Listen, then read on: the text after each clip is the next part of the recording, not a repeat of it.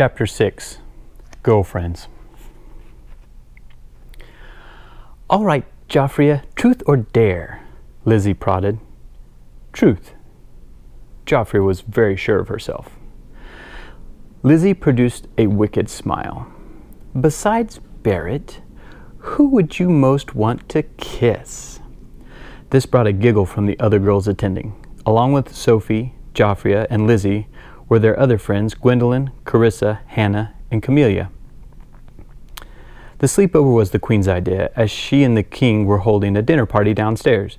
Usually Lillian would attend them, but with all the ceremonies and social gatherings of late, the Queen thought it would benefit Lillian to have just a small get-together with her friends. Said Joffrey. "Well, to be honest, I've thought about it before. Seth." This brought a look of astonishment from Lillian. "Seth? As in my stable boy Seth?" "Come on, Lil. You can't tell me you haven't given him a second glance," piped in Camelia. "Yeah, especially when he takes his shirt off while forking hay, and the sun glistens off the sweat rolling down his arms." Hannah was all but staring at him in her mind now. "Ew, gross," Lillian gasped. "Come on, ladies, you can't expect her to notice him. He's practically a brother," Sophie defended her friend. "Thank you, Sophie." "Although a really hot brother." Laughter spread through the group, and Lillian just rolled her eyes. All right. Joffrey calmed them down. "My turn. Gwendolyn, truth or dare?" Gwendolyn looked nervous. She knew how devious Joffrey could be. You could never be safe either way with her. Dare?" she said hesitantly. "Are you sure?" Joffrey goaded. Gwendolyn thought for a second. The last time she picked truth with Joffrey, they had all discovered Gwendolyn had a secret crush on Barrett. Not that it was a big deal, but the girls did tease her about it for a while. "Yes, dare," she said, more assured. Joffrey couldn't contain her nefarious smile. "Okay.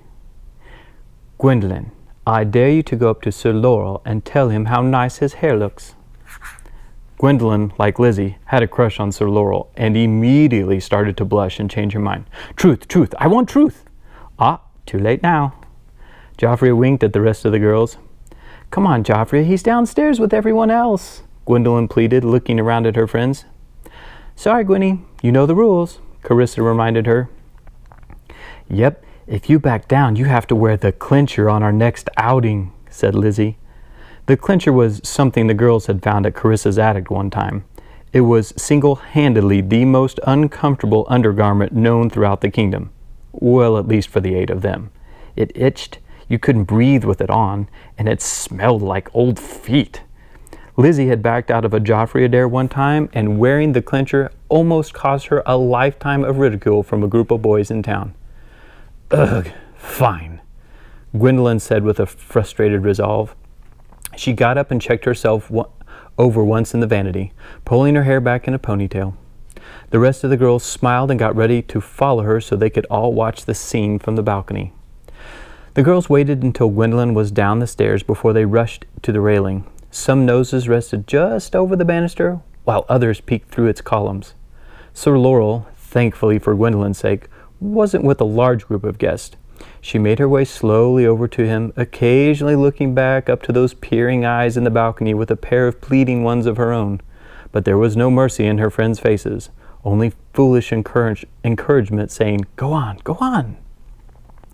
The conversation must have ended because a few of the guests wandered off, leaving Sir Laurel with only a couple of other men Gwendolyn didn't recognize. Thank the fairies. His back was to her as she approached. She tapped his shoulder. "Sir Laurel?" He turned around, his coat tails and hair waving back as he moved. He had a drink in his hand, and from the look on his face, it was definitely not his first. "Can I help you, m'lady?" His breath reeked of wine. Gwendolyn took a breath and mustered up some confidence. She decided to give the girl something to talk about. She drew close to him, putting her hand on his chest and twirling her hair with the other. "I just love your hair. Can I touch it?" she asked with a flirtatious smile. So Laurel had no clue she was toying with him. He was arrogant that way. Probably even thought he would get something out of it. But of course, milady, Sir Laurel would never want to disappoint such a beautiful creature. He leaned forward for her, his hair falling down over his shoulder. Gwendolen reached out and stroked it. Oh, it's so soft, my lord. However do you keep it so? Gwendolen was trying hard not to laugh at this point. It was even too much for her, but Sir Laurel seemed oblivious. I can show you if you'd care to join me in my quarters later on, he invited, leaning down even closer. That was all she could take. A small snicker came out. Excuse me, my lord, but I must be going. She hurried away, holding back laughter all the way. It wasn't until she made it back to the room with the others in close pursuit that she fell on the bed, rolling with laughter. Oh my gosh, Gwenny, that was awesome! Lizzie joined her on the bed along with the others. Even Joffrey had to give her respect. All hail Gwenny, queen of truth or dare, Joffrey proclaimed. Just then, over the laughter, they could hear the orchestra starting up again. Lillian jumped up immediately and curtsied in front of Joffrey, and in her most proper princess voice, Lillian asked, May I have this dance, milady? Joffrey, just as proper with a curtsy of her own, said, It would be my pleasure, milady. They began to dance and swirl and laugh all about the room with the other girls joining them. It wasn't long, however, before they broke out of the traditional dance style and began to shake and shimmy freestyle. There was a new move called the Goblin everyone was doing. Not appropriate for dinner parties, but perfectly acceptable for sleepovers. Once the party downstairs started to die down, the girls did too. Lizzie, however, had one more item on her agenda. All right, ladies, time to play one more game. She looked around ominously, making sure she had everyone's attention. Lady of the Night. This brought a mixture of excitement and trepidation. No way. Gwen was always a little superstitious.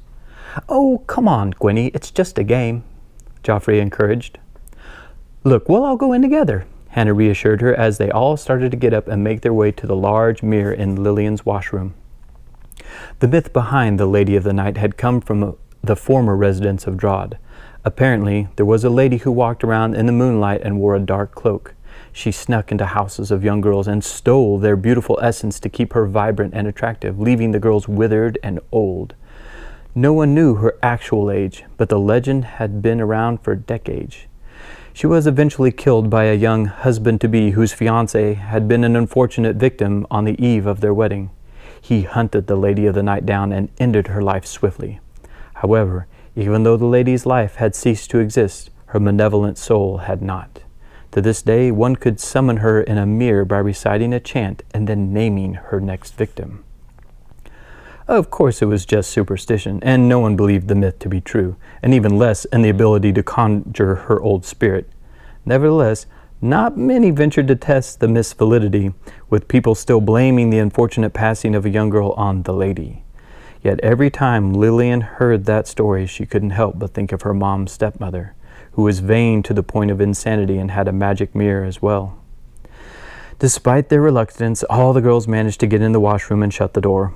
The room was close to pitch black, and once the initial scares and grabs were over, Lizzie got them settled down. All right, time to focus. Everyone look at the mirror. As everyone got focused, their eyes adjusted to the slight amount of moonlight coming in, and their own ghostly images began to stare back at them. Okay, now, you all know the chant. Don't goof around. The room was silent. Lady of the Night, who walks by moonlight, stealing young girls whole. About this time, the girls noticed the room was getting brighter, but the light was coming from behind them. Soon, a dark figure emerged out of the light. Don't stop, Lizzie urged them on. It's working. However, some of the girls did stop and started to move toward the mirror, away from the figure. Bring justice for us, wrong or right, and take this young girl's soul. At the last instant, before they could mention a name, the figure threw open its arms and screamed at the girls. Sophie was first to throw the door open and bolt into the bedroom, but she was quickly followed by the rest of them. All it took was one foot stepping on another for them to become a hysterical pile on the floor. All of them except for two. Lizzie was standing in the doorway, laughing uncontrollably with Carissa, who was standing next to her wearing a dark cloak. You should see yourselves, Lizzie managed to say through her laughter, tears welling up in her eyes. It was so dark in the washroom at first, no one had noticed Carissa slipping behind them and wrapping up in the dark cloak Lizzie had stashed in the corner. A quick light of the candle Carissa held had given her more than the presence she needed to frighten the girls into a frenzy. "That's not funny," Gwenny stated defiantly as she threw a pillow off the bed at Lizzie. "I think I peed myself."